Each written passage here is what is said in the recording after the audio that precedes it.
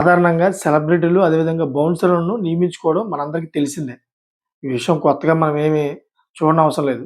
So, రైతు మాత్రం ఏకంగా తన పంట పొలానికి బౌన్సర్‌ల చేత కాపలా పెట్టించుకున్నాడన్నమాట.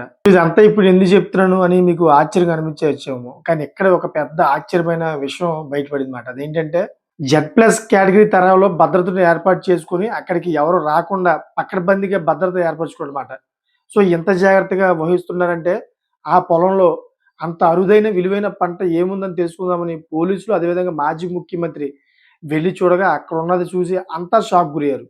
ఎవరిని లోపలికి రానివ్వకుండా సదరు పొలంలో సాగు చేస్తున్నది నల్లమందు అని తేలడంతో అంతా షాక్‌కు గురయ్యారు. అయితే నల్లమందు అక్రమ సాగు వెనక ఉన్నది ఓ బీజేపీ నాయకుడని తేలడంతో ఇప్పుడు ఈ వ్యవహారం ఛత్తీస్‌గఢ్ రాజకీయాల్లో దుమారం రేపుతోందన్నమాట. ఛత్తీస్‌గఢ్‌లోని దుర్గ్ జిల్లాలో 5 ఎకరాల పొలంలో ఈ నల్లమందు సాగు చేస్తున్నారు. పోలీసులతో పాటు అపరిచితులు ఎవరు లోపలికి రాకుండా ఉండేందుకు పొలం చుట్టూ భారీ ఆకారంలో ఉన్న బౌన్సర్‌లు కాపలాగా ఉంచారన్నమాట. విషయం తెలుసుకున్న పోలీసులు అదేవిధంగా narcotics control bureau, forensic science laboratory, excise మరియు రెవెన్యూ శాఖల అధికారులతో కూడిన సంయుక్త బృందం ఈ నెల 6వ తేదీన రేడ్స్ చేసింది.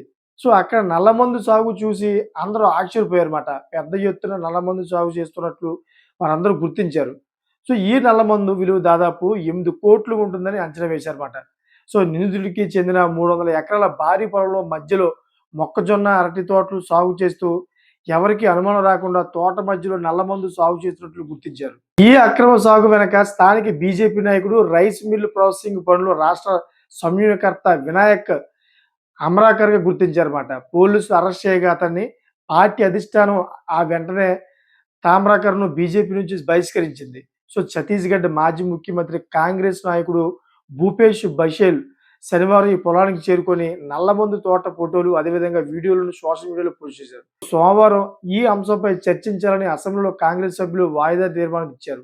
ఈ సందర్భంగా సభ్యత్వం ఇచ్చిన సమాధానంతో శాంతించని కాంగ్రెస్ సభ్యులు నినాదాలు చేయడంతో 29 మంది కాంగ్రెస్ ఎమ్మెల్యేలు అందరూ కూడా సస్పెండ్ అయిపోయారు.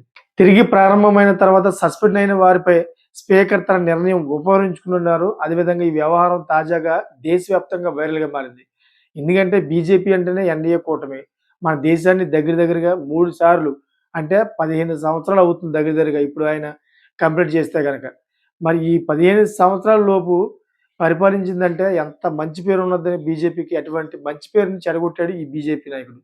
సో, అందుకనే ఇప్పుడు దీని మీద చాలా తీవ్రమైన దుమారం రేగుతోంది. మొత్తం దేశవ్యాప్తంగా అతన్ని కఠిన చర్యలు తీసుకోవాలని చెప్పేసి విమర్శలు గుప్పిస్తా ఉన్నారన్నమాట. మీకేమనిపిస్తుందో కామెంట్ చేయండి. అదేవిధంగా ఇటువంటి లేటెస్ట్ ఇన్ఫర్మేషన్ కోసం నా ఛానెల్ సబ్స్క్రైబ్ చేసుకొని నోటిఫికేషన్ ఆన్ చేసుకోండి. Thanks for watching friends.